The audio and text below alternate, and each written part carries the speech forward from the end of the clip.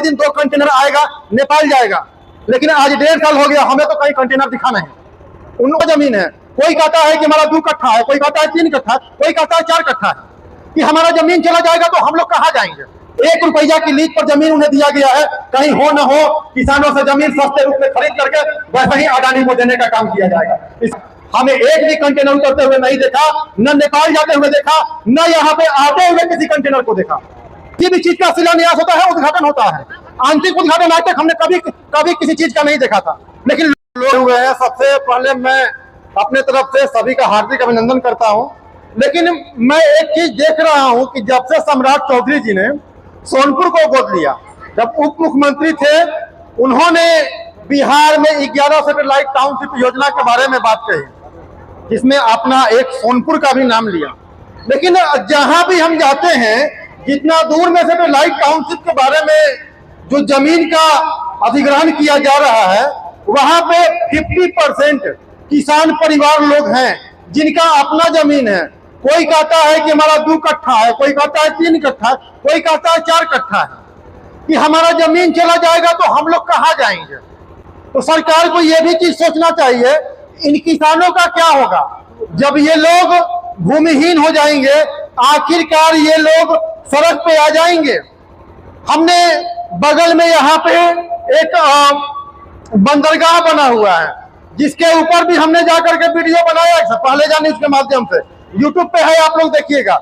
लेकिन सबसे बड़ा मुझे आपत्ति तब हुआ कि किसी भी चीज का शिलान्यास होता है, उद्घाटन होता है, आंतरिक उद्घाटन आज तक हमने कभी किसी चीज का नहीं देखा था। लेकिन लोकसभा चुनाव के टाइम पर आते हैं राजीव प्रताप रूडी, केंद्रीय मंत्री भी आते हैं, और उस समय के सर्बानंद सोनोवाल जी, वो आके आंतरिक उद्घाटन करते हैं। आंतरिक उद्घाटन से क्या फायदा हुआ भाई क्षेत्र में? यहाँ पर आप लोग सोचिएगा, आप लोग, आंतरिक उद्घाटन से क्या फायदा हुआ? हमें बताया गया, हमने 2 महीने के बाद जाकर वीडियो बनाया था, हमें यह चीज बताया गया कि एक महीने के बाद यहाँ पर प्रतिदिन 2 कंटेनर आएगा, नेपाल जाएगा। लेकिन आज 1.5 साल हो गया, हमें तो कहीं कंटेनर दिखा नहीं। उन लोगों ने हमें बताया इस बंदरगाह से, जो वहां पे कर्मचारी थे, कि भैया कि यहाँ पे लोगों को रोजी रोजगार में वृद्धि होगा, प्रतिदिन 2 कंटेनर नेपाल का सामान लेकर के आएगा, नेपाल जाएगा। लेकिन आज तक 1.5 साल हो गया, हमें एक भी कंटेनर उतरते हुए नहीं देखा, न नेपाल जाते हुए देखा, न यहाँ पे आते हुए किसी कंटेनर को देखा।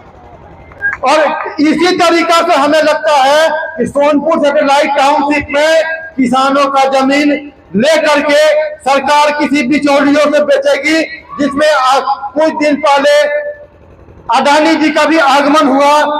ऐसा लगता है जिस प्रकार से भागलपुर पीरपैंती में 1 रुपया की लीज पर जमीन उन्हें दिया गया है, कहीं हो न हो किसानों से जमीन सस्ते रूप में खरीद करके वैसे ही अडानी को देने का काम किया जाएगा।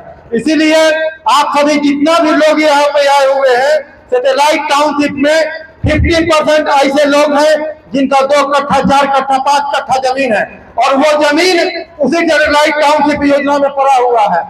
आप लोगों सभी लोग इकट्ठा रहिए, आंदोलन करते रहिए, कहीं न कहीं सम्राट चौधरी जी की सरकार को झुकना पड़ेगा। चलिए, इन्हीं चंद शब्दों के साथ अपनी वाणी को विराम देते हैं। जय हिंद, जय भारत।